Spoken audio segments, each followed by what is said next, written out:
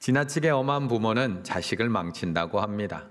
좋은 부모는 자식을 잘못을 꾸짖기도 하지만 때로는 한없이 자상하게 품을 줄도 알아야 합니다. 또 다 큰 어른에게도 사랑과 위로는 언제나 필요합니다. 우리 사회는 채찍질만 할 뿐 도무지 위로할 줄 모르는 사회라고 정의를 내려도 지나치지가 않습니다. 지금 한국에서 가장 필요한 것은 바로 가장 빠르게 사라지고 있는 가치, 이웃에 대한 진심 어린 위안과 격려입니다. 옆에 분과 이렇게 인사 나누시겠습니다. 지금도 충분히 잘하고 계십니다. 지금도 충분히 잘하고 계십니다. 정말 우리에게 지금 꼭 필요한 것은 지적, 비난, 조언이 아니라 위로와 격려인 것 같습니다. 괜찮아. 지금도 충분히 잘하고 있어. 충분해. 넌 분명히 잘할 거야.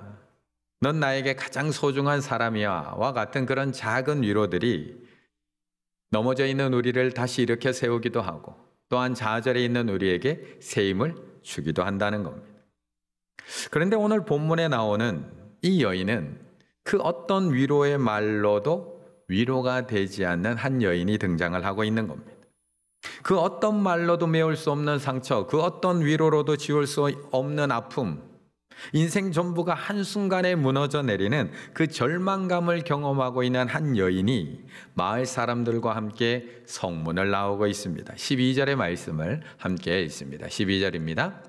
성문에 가까이 이르실 때에 사람들이 한 죽은 자를 메고 나오니 이는 한 어머니의 독자요 그의 어머니는 과부라. 그 성에 많은 사람도 그와 함께 나오거늘. 아멘. 우리의 위로에는 큰 힘이 있습니다. 오늘도 학업에 지쳐있는 그런 아들의 어깨를 우리의 위로로 어깨를 펴줄 수도 있고요. 어디 가야 할지 몰라서 방황하고 있는 딸에게 작은 희망을 비추어 줄 수도 있습니다. 취업 준비에 지쳐있는 아들에게 다시 도전할 새 힘을 주기도 하고요. 연이은 실패에 좌절하고 있는 남편에게 다시 일어날 힘을 주기도 합니다. 이제 마지막이라는 의사의 말을 듣고 집으로 낭망하며 돌아온 우리 어머니에게 다시 한번 하나님을 붙들 수 있는 새 힘을 주기도 하는 것이 바로 위로입니다. 그런데 우리가 인생을 살며 경험해 봐서 알지만 우리에게는 그 어떤 말로도 위로가 되지 않는 그런 아픔들도 있습니다. 그 누구의 말로도 위로가 되지 않고 도리어 그들의 위로가 도리어 나에게는 공허하게 들리는 그런 슬픔이 있습니다. 오늘 본문에 나오고 있는 이 여인에게는 오늘 동네 사람들이 한마디씩 건네는 그 위로가 과연 어떻게 들렸을까요? 12절이 이렇게 얘기합니다. 성문에 가까이 이르실 때에 사람이 한 죽은 자를 메고 나오니 이는 한 어머니의 독자요 그의 어머니는 과부라. 그 성에 많은 사람도 그와 함께 나오거늘. 오늘 본문에 나오고 있는 나인성의 한 여인은 과부입니다. 남편을 잃은 여인입니다. 그런데 오늘 이 장례식은 그 잃어버린 남편의 장례식이 아니라 하나밖에 없었던 바로 아들의 장례식입니다. 당시 이스라엘 사회에서 남편이 없다는 것은 그 여인에게 너무나 큰 아픔입니다. 여자는 남자의 보호 아래만 살아갈 수 있었던 이 당시에 결혼한 여자에게 남편이 없다는 것은 보호자가 사라진 것, 경제의 기반이 없어진 것, 때로는 너는 하나님 앞에 벌을 받았다고 하는 사람들의 편견과 손가락질을 받으며 살아야 했던 그런 상황이었다는 겁니다. 그래서 성경에서는 계속해서 우리에게 과부, 고아, 그리고 나그네를 늘 보호하고 구제하라고 이야기하고 있었던 겁니다. 혼자서는 농사를 지을 수도 없던 과부, 옷도 과부의 티가 나도록 과부의 옷을 입어야 했던 여인, 화장도 치장도 할 수가 없었던 불쌍한 여인, 그래서 사람들로부터 늘 멸시받고 업신여김 당하고 때로는 학대까지 당해야 됐던 그런 과부에게 유일한 보호자는 아들입니다. 지금까지 그녀를 버티게 만들었던 것도 아들이고 앞으로 이 세상을 살아갈 수 있는 유일한 희망도 바로 이 아들이었습니다. 그런데 이 하나밖에 없는 아들이 어떤 이유에서든지는 모르겠지만 죽었습니다. 그녀의 과거이자 오늘 현재이자 미래였던 하나밖에 없는 독자가 그만 생명을 잃어버리게 된 것입니다. 우리 성도님들이라면 이 상황에서 뭐라고 하나님 앞에 이야기하실까요? 하나님도 무심하시지. 남편이 죽은 지 얼마나 되었다고 이 아들까지도 데려가십니까? 하나님, 제 남편으로 부족하셨습니까? 어떻게 하나밖에 없는 이 아들까지도 데려가시는 겁니까? 도대체 하나님 왜? 피를 토하고 싶은 심정으로 아들의 장례식을 치르고 있는 여인입니다. 지금 이 상황 속에서 누가 이 여인을 위로해 줄 수 있을까요? 누가? 저도 목회자로서 많은 장례식을 집례하게 됩니다. 그런데 제가 가는 모든 장례식이 다 우리가 원하는 호상은 아닙니다. 90세, 100세까지 건강하게 사시다가 하루 이틀 병상에 계시면서 찾아오는 자녀들을 한 명 한 명 만나가며 인사 나누고 그 자녀들에게 다 축복 기도하고 하나님의 품에 안기면 보내는 이도 떠나가는 이도 얼마나 행복할까요? 그런데 우리가 장례식장에 가보면 알지만 그렇지 못한 장례식들이 너무나 많습니다. 갑작스러운 사고로 아내 곁을 떠나버린 남편, 마지막 인사 한마디 남기지 않고 떠나간 아내, 내년에는 꼭 우리 가족들 함께 여행 가자고 약속했던 그 하나 약속마저도 지키지 못한 아빠, 얼마나 힘들었으면. 말없이 떠나버린 아들, 결혼식 날짜까지 다 받아놓고 준비하다가 후련히 떠나버린 딸. 그런 장례식을 집례할 때면 목회자이지만 저도 뭐라고 그 가정을 위로해야 될지 위로의 말이 잘 떠오르지를 않습니다. 그리고 그런 상황 속에서 우리가 하는 위로는 대부분 어긋나기 마련입니다. 산 사람은 살아야지. 시간이 약이야. 시간 지나면 괜찮아질 거야. 다 잊혀져. 그 정도면 다행이지. 금방 괜찮아질 거야. 다 살아내게 되어 있어. 이런 어설픈 위로들이 그 사람에게는 공허하게 들릴 뿐입니다. 그리고 때로는 그런 잘못된 위로들이 때로는 그 상대를 더 힘들게 만들기도 한다는 겁니다. 그래서 우리는 함부로 위로하려고 들면 안 된다고 이야기합니다. 특히 소중한 사람을, 누군가를 잃어버린 사람에게 우리의 어설픈 위로보다는 그냥 함께 해주는 것이 더 큰 위로가 되기도 합니다.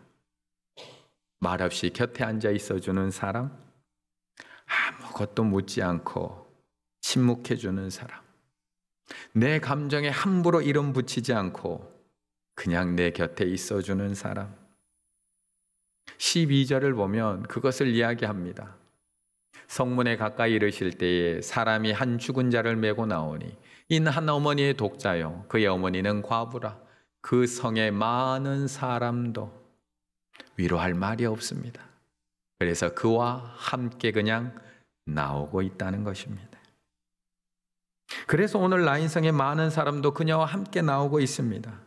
사람의 말로는 도저히 위로할 수 없는 아픔이기에 모두가 그녀의 아픔에 그냥 조용히 동참하고 있습니다. 자신의 말이 그녀에게는 아무런 위로가 되지 않음을 알고 있기에 조용히 그 아들의 장례 예식을 뒤따라가고 있는 겁니다. 그런데 말로는 도저히 위로할 수 없는 그녀에게 오늘 예수님께서 직접 찾아가십니다. 11절의 말씀을 같이 읽습니다. 11절입니다. 그 후에 예수께서 나인이란 성으로 가실새 제자와 많은 무리가 동행하더니 아멘. 오늘 본문의 예수님은 나인성을 그냥 우연히 지나가고 있는 것이 아닙니다. 서울을 가다가 그냥 우연히 충주에 들린 게 아니라는 겁니다. 어딘가에 목적지가 있어서 예루살렘으로 향해 가는 길에 우연히 나인성에 들려서 우연히 과부의 이 아들이 죽은 장례 행렬을 맞는 것이 아닙니다. 오늘 본문 바로 앞에 어떤 사건이 있느냐? 예수님께서 가버나움이라는 도시에서 병들어 죽게 된 백부장의 종을 고치는 사건이 오늘 본문 바로 앞에 등장을 합니다. 가버나움에서 그렇게 병을 고치시고 난 이후에 오늘 본문이 이렇게 시작이 되는 겁니다. 11절, 그 후에, 그 사건 그 후에 예수께서 나인이란 성으로 가실새, 나인이란 성으로 가실 때, 예루살렘으로 가다가 들린 게 아니라 나인이란 성으로 지금 가고 계시다는 겁니다. 그것이 목적지였다는 겁니다. 가버나움에 로마의 백부장이 있었다는 것은 로마 군대가 주둔할 정도로 가버나움은 큰 도시였다는 겁니다. 가버나움에서 세리 마태를 제자로 부르셨다는 것은 그 가버나움에 사람들이 많이 무역을 하는 세관도 그곳에 있었다는 겁니다. 그래서 예수님은 가버나움을 중심으로 많은 사역을 해오고 있었습니다. 그런데 예수님께서 이 큰 도시를 떠나서 무려 40km나 떨어져 있는 갈릴리의 그 시골 작은 마을 나인성을 향해 가셨다는 겁니다. 그리고 오늘 본문에 나오는 이 과부의 아들이 죽은 장례 행렬을 거기서 만나고 계십니다. 왜 그렇게 하신 걸까요? 가버나움에 계시면 할 일도 많고 찾는 이들도 많고 따르는 무리도 많은데 왜 그들을 뒤로한 채 왜 이곳에 가신 걸까요? 그런데 참 놀랍게도 예수님은 오늘 이 본문뿐만 아니라 이어지는 8장에서도 예수님은 갈릴리 호수 맞은편에 있는 거라사인의 땅으로 건너가십니다. 거라사인의 땅은 이방인의 이방인들이 사는 지역입니다. 지금 이곳에는 이미 예수님을 따르는 무리들이 너무나 많습니다. 예수님을 따라 여기까지 왔는데 예수님은 그들을 내버려 준 채 거라사인의 땅에 가셔서 광인, 미친 사람 한 사람 고치고 다시 돌아오십니다. 아니, 누가 요청한 것도 아닙니다. 누가 우리 아들이 귀신 들렸으니 예수님께서 오셔서 좀 그 귀신을 내어 쫓아달라고 애원한 것도 아닙니다. 그런데 예수님은 그 제자들을 데리고 갈릴리 그 광풍을 뚫고 거기를 건너가셔서 이 광인 한 사람, 그 영혼 한 명 고치시고 돌아오셨다는 겁니다. 그런데 그것이 예수님이 이 땅에 오신 이유였습니다.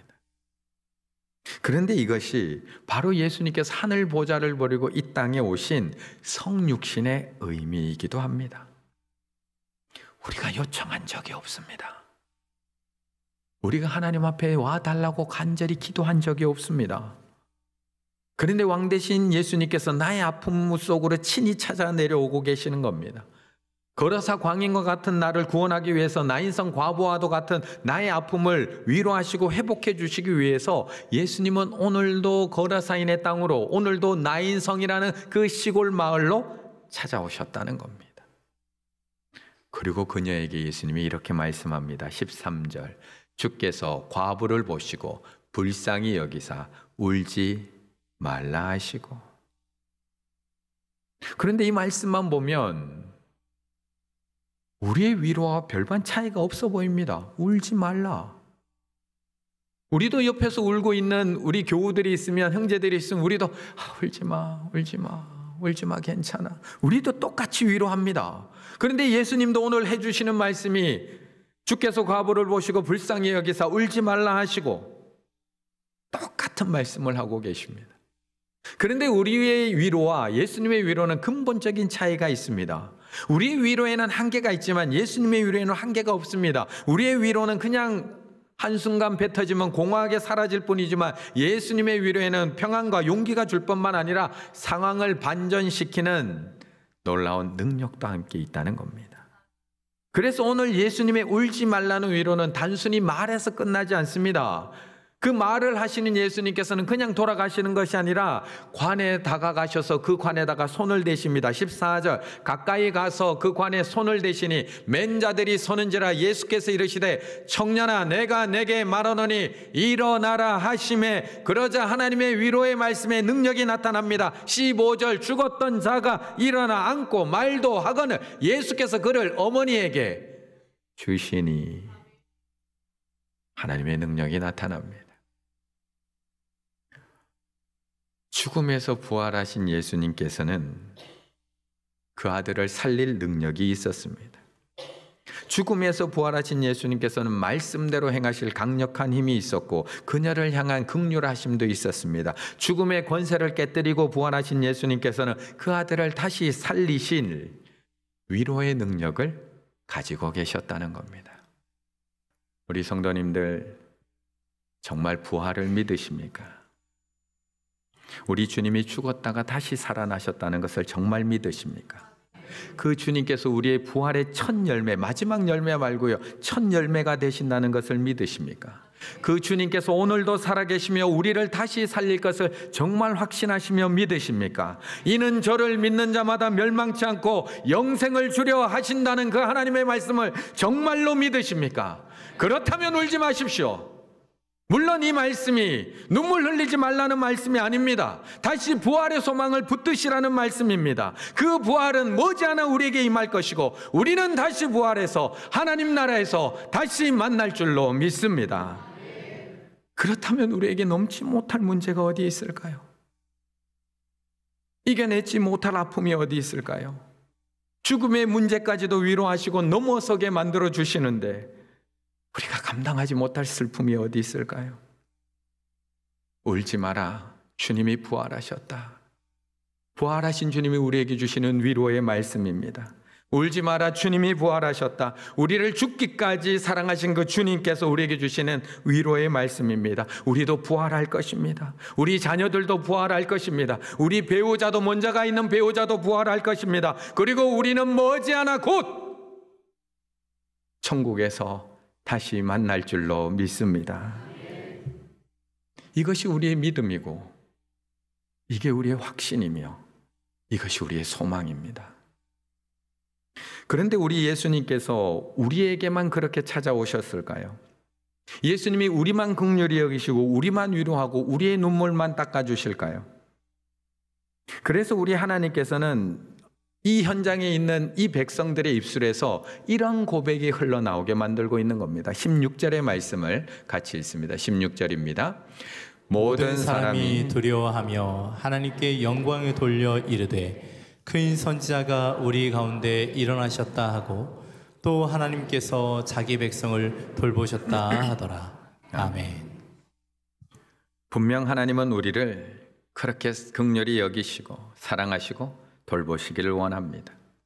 그래서 예수님은 오늘 사람의 말로는 도저히 위로할 수 없는 그 아들을 잃어버린 과부를 찾아가십니다. 그리고 그녀를 돌보십니다. 그녀의 눈에서 눈물을 닦아주시고 위로해 주셨을 뿐만 아니라 그의 아들을 다시 살리시고 그리고 그녀에게 돌려주십니다. 그러자 이런 예수님의 모습을 본 사람들이 이렇게 하나님을 찬양하기 시작합니다. 그것이 16절입니다. 모든 사람이 두려워하며 하나님께 영광을 돌려 이르되 큰 선지자가 우리 가운데 일어나셨다 하고 또 하나님께서 자기 백성을 돌보셨다 하더라. 하나님께서 자기 백성을 돌보셨다 하더라. 돌보셨다. 에피스캡토마이, 돌보다, 택하다, 방문하다. 그냥 돌보고 택한 것이 아니라 방문하는 위로를 말씀하고 있는 겁니다. 의사가 환자에게 왕진하며 방문하는 그 모습을 돌보셨다라는 단어로 이야기하고 있는 겁니다. 그런데 이런 하나님의 돌보심은 오늘 이 본문에서만 일어나는 사건이 아니라는 겁니다. 이미 구약에서부터 계속해서 하나님의 돌보심은 오늘까지도 계속 이어오고 있습니다. 룻기에 보면 흉년을 피해서 이방 땅 모압 땅으로 피해가 있었던 엘리멜렉과 나오미 이야기가 룻기에 나옵니다. 그들은 흉년을 피해서 도망가서 그렇게 힘든 삶을 살아가고 있었던 나오미지만 결국 남편을 잃게 되고 두 아들까지도 잃어버리는 사건을 경험하게 됩니다. 결국 나오미는 자신과 두 며느리만 남게 되는데 그때도 하나님께서 자기 백성을 돌보신다는 소식을 듣게 됩니다. 그것이 룻기 1장 6절의 말씀입니다. 그 여인이 모압 지방에서 여호와께서 자기 백성을 돌보시사 그들에게 양식을 주셨다 함을 듣고 하나님의 돌보심을 듣습니다. 그리고 고향 땅으로 돌아갑니다. 자식이 없어서 하나님 앞에 눈물로 기도했던, 애통해하며 기도했던 한나는 어땠을까요?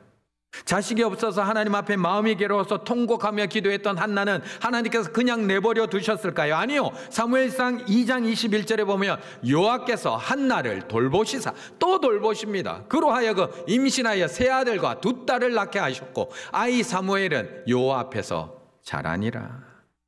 하나님은 계속해서 돌보십니다. 그의 백성들을. 여기서도 끝이 아닙니다. 창세기에 가면 하나님께서는 형들에게 버려주고 구덩이에 던져진 요셉도 돌보십니다.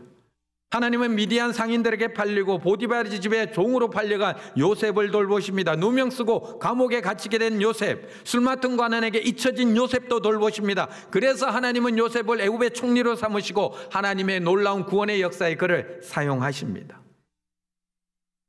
그런데 하나님이 요셉만 돌보실까요? 하나님이 요셉만 돌보아서 그렇게 잘 된 걸까요? 창세기 50장에 보면 이제 요셉도 삶을 다해서 죽음을 맞이할 순간이 다가오게 됩니다. 이제 애굽에서의 삶을 마무리하고 이제 내가 죽은 이후에 반드시 내 해골을 메고 약속의 땅으로 올라가라고 그 후손들에게, 형제에게 당부하고 있습니다. 그런데 그 순간 두려워 떨고 있는 자신들의 형제들, 자신들의 후손들에게 이렇게 이야기해 줍니다. 창세기 50장 24, 25절. 요셉이 그의 형제들에게 이르되 나는 죽을 것이나 애굽 총리인 나는 죽습니다. 그래서 당신들을 내가 더 이상 돌봐줄 수가 없습니다. 하지만 하나님이 당신들을 돌보시고 당신들을 이 땅에서 인도하여 내사 아브라함과 이삭과 야곱에게 맹세하신 땅에 이르게 하시리라 하고 요셉이 또 이스라엘 자손에게 맹세시켜 이르기를 하나님이 반드시 당신들을 돌보시리니 나는 이제 더 이상 아무 힘이 없습니다. 지금까지는 총리로서 당신들을 돌봐줬지만 지금부터는 저는 당신들을 돌봐줄 수 없습니다. 하지만 하나님이 반드시 당신들을 돌보시리니 당신들은 여기서 내 해골을 메고 올라가겠다 하라 하였더라 이야기하고 있는 겁니다. 언제까지 가족들을 돌보실 수 있다고 자신하십니까? 언제까지 돌보시겠습니까? 부모님들 언제까지 돌보실 수 있습니까? 지금의 병원에 계시는데 그 부모님들 언제까지 돌보실 수 있습니까? 내 배우자 언제까지 돌보실 수 있습니까? 영원히요? 이미 살아보신 분들은 알고 계시잖아요. 내 자녀들은 내가 끝까지 돌볼 수 있다고 장담하실 수 있습니까? 저도 장담 못합니다. 언제까지 돌보실 수 있습니까? 그래서 요셉은 이 이야기를 하고 있는 겁니다. 하나님의 돌보심은 나로 국한되지 않습니다. 하나님의 돌보심은 아들을 잃은 과부로 멈추지 않습니다. 하나님의 돌보심은 나오미와 룻, 한나와 요셉으로 제한되지 않습니다. 하나님의 돌보심은 오늘도 계속되고 있습니다. 요셉을 넘어서 그 형제들에게까지 흘러가고 있고 그 형제를 넘어 자손 대대로 그리고 오늘 우리에게까지 그 하나님의 돌보심은 계속 이어지고 있는 줄로 믿습니다. 하나님이 반드시 당신을 돌보시리니 그래서 하나님은 나를 넘어 우리 가족들도 돌보시기를 원하고 계신 겁니다. 하나님이 나를 긍휼히 여기사 죄인된 나를 친히 찾아오셨던 것처럼 하나님은 나의 가족들에게도 나의 형제 자매들에게도 우리 지인들에게도 친히 찾아가셔서 자기 백성을 삼으시길 원합니다. 하나님은 거라사 광인을 찾아가셨듯이 나인성에 살고 있는 그 아들 잃은 과부를 찾아가신 것처럼 오늘도 아픔 가운데 살아가고 있는 슬픔 가운데 살아가고 있는 자기 백성들을 돌보시기 원하고 있다는 겁니다. 혹시 나의 가족 중에 울고 계신 분이 있는가요? 우리말로는 조금도 위로가 되지 않는 분들이 있나요? 무슨 말로 그분들을 위로하시겠습니까? 우리가 어떤 말로 그 이웃들을 위로할 수 있을까요? 나는 그들을 돌볼 수 없습니다. 언제까지 돌보실 수 있다고 생각하시나요? 하지만 하나님은 자기 백성을 영원히 돌보시는 줄로 믿습니다. 나는 그들을 영원히 지켜줄 수가 없습니다. 하나님께서 사랑하시는 나의 아버지, 어머니, 나는 영원히 지켜줄 수 없지만 하나님이 영원히 지켜주실 수 있을 줄로 믿습니다. 나는 그들을 영원히 그들과 함께 할 수 없지만 하나님은 내가 사랑하는 나의 형제 자매들, 나의 자녀들, 하나님은 세상 끝날까지 그들과 함께 하겠다고 약속하고 계십니다. 사랑하는 나의 자녀들, 나의 형제 자매들, 그들이 하나님의 백성이 되기만 하면 하나님께서는 반드시 그들을 돌볼 것이며 우리는 머지않아 곧 하나님 나라에서 우리 모두는 다시 만나게 될 줄로 믿습니다. 가족 축복의 날, 자기 백성을 친히 돌보시길 원하는 그 하나님의 마음을 가지고 우리 가족에게 다가가셨으면 좋겠습니다. 주님이 나를 친히 찾아와 주시고 나를 돌보시기 원하는 마음으로 우리 가족과 지인과 우리 친인척들의 현재 자매들에게 그들을 초청하여 하나님의 자녀가 되고 하나님의 백성이 되어 그분들을 영원히 지켜주실 수 있는 하나님의 보호하심으로 초대하실 수 있는 우리 충일의 가족들 다 되시기를 간절히 바라겠습니다.